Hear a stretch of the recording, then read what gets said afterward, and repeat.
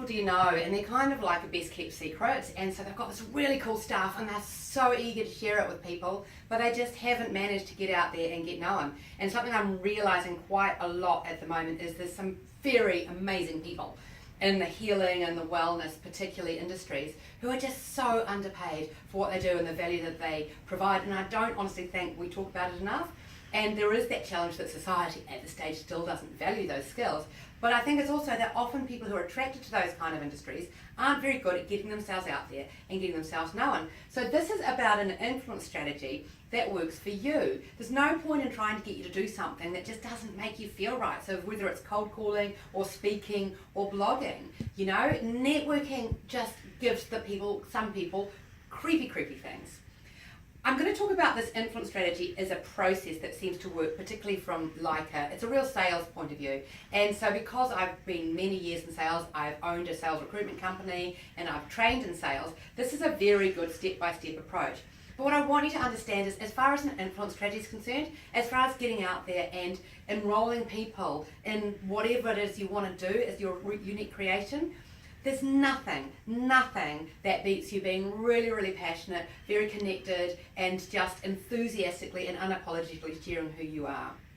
So I used to rant on about lead generation all the time until I realised that if I was just doing that, being unapologetically me, then the people who showed up, my people, remember, they would be the ones who would work with me. And this just is so much more liberating. But for those of you who like a process, we're going to go through this quickly.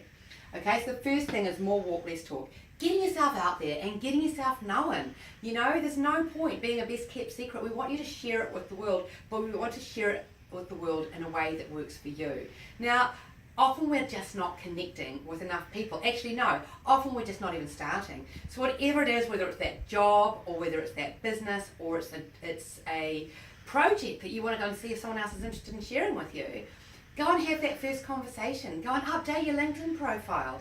Go and put a YouTube video together. You know, this has just been on the fly. I could have waited ages and ages to do this, but it's far better for us just to get out there and get known and spread your wonderfulness all around the world. But do it in a quality way. And when I say quality way, I mean you make sure that you're delivering quality and really speaking from your heart, but also reach the right people. There's no point going for tire kickers and people that you know energetically aren't actually going to be interested in valuing you for who you are.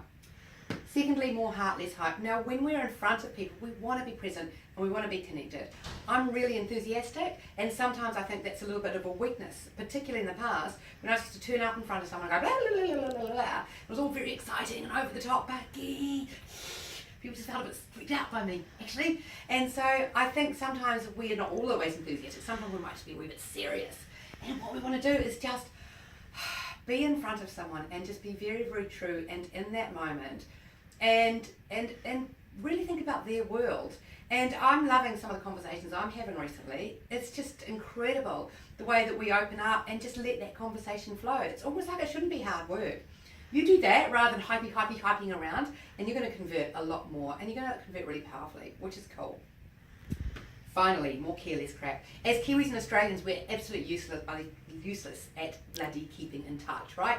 And so we often have a whole bunch of business cards we never bother following up on, or we might be having a whole bunch of job interviews that we just forget about. Now, why not just connect with them gracefully every 2 or 3 months even, just to remind them you're there, but do it in a way that's not crap.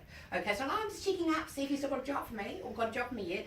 It's like, okay, hey, I just noticed that there was this YouTube article which I thought was really relevant to your company and wondered if you might like it. So it's just a little gentle nudge that you're around. And if you have a very elegant and well-defined nurture strategy, this will help you more than anything else. I often hear really successful sales professionals saying there is more business in your existing database than you could ever possibly know. And that can be applied to all those other parts of your life, like a project or a job. You know, it's about getting people and reminding them what you're all about. So you get out there and get known with more walk, less talk. You connect far more powerfully with more heart, less hype. And you keep in touch in a graceful and elegant way, more careless crap, and then you are going to influence in a way that you've never known before. But just remember, being yourself and being unapologetically you is the most powerful way to influence.